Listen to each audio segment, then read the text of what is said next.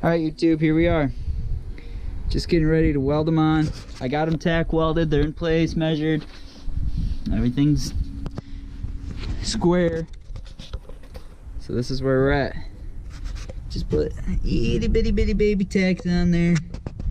And there's no pressure on it yet, but I'm gonna weld here and down, round in here, down, through this lip, all up in here.